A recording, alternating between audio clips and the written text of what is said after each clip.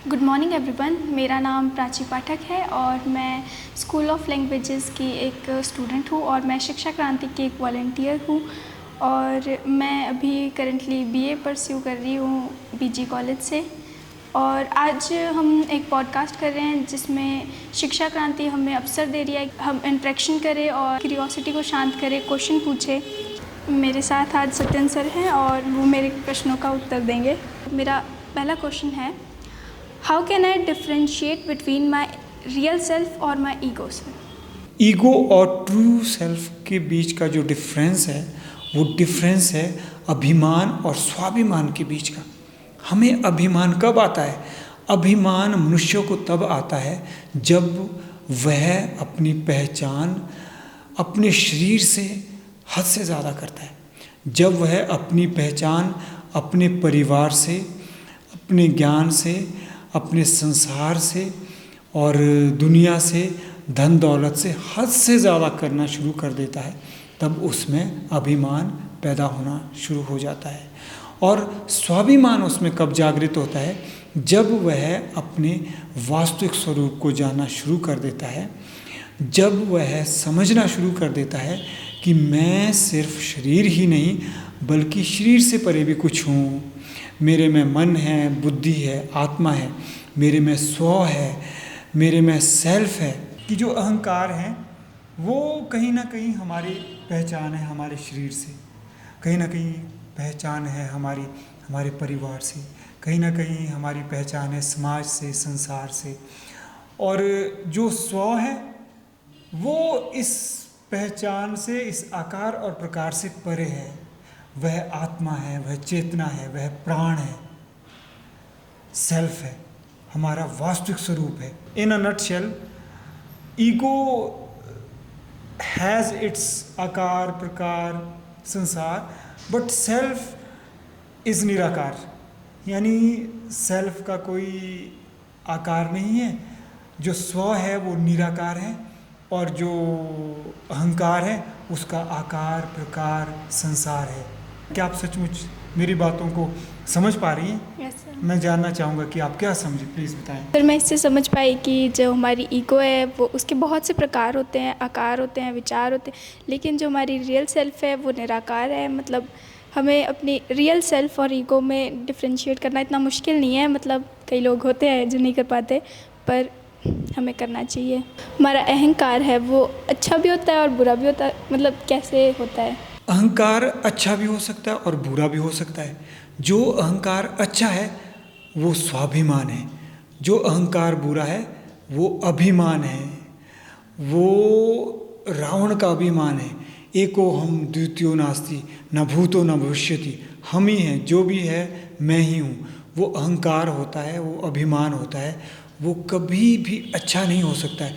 और जो स्वाभिमान है वो तो हमेशा ही अच्छा होता है। स्वाभिमान, जैसे वेद भी कहते हैं हम ब्रह्मास्मि तत्त्वमसि, कि मैं भी महान हूँ, आप भी महान हैं, मैं भी परम हूँ, आप भी परम हैं, मुझे अपने परम के बारे में पता है, आपको भी पता होना चाहिए।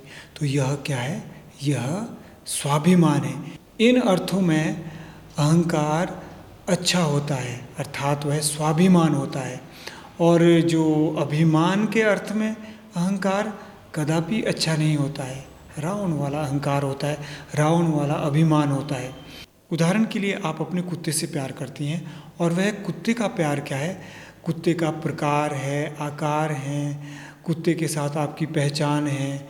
लेकिन जैसे जैसे आपका प्यार विस्तार पाएगा, वह प्रेम बनता जाएगा, तो अभिमान से वह स्वाभिमान बनता जाएगा। फिर आप सिर्फ अपने कुत्ते से ही प्यार नहीं करेगी बल्कि आप गले के कुत्तों से भी प्यार करेगी, आप गाय से भी प्यार करेगी, आप जीव दया से प्यार करेगी, आप मानवता से प्यार करेगी, आप प्रकृति से प्यार करेगी। फिर आपका प्यार वह प्रेम बन जाएगा, अर्थात वह स्वाभिमान बन जाएगा, वह अभिमान से स्वाभिमान बन जाएगा। और फिर आप स्व को पहचान पाएगी, फिर आपको पता चलेगा कि ईगो और सेल्फ में क्या फ़र्क है। अर्थात आपका अहंकार नहीं है, आपका अभिमान नहीं है, आपका स्वाभिमान है कि मैं ही हूँ सब कुछ, तो वो बहुत गलत बात है। लेकिन जब हम दूसरों को भी उसी नज़रिए से देख रहे हैं तो वो एक अच्छी तरह से, मतलब एक अच्छी वे में अहंकार है। तो सर चलते हैं हमारे दूसरे प्रश्न की ओर।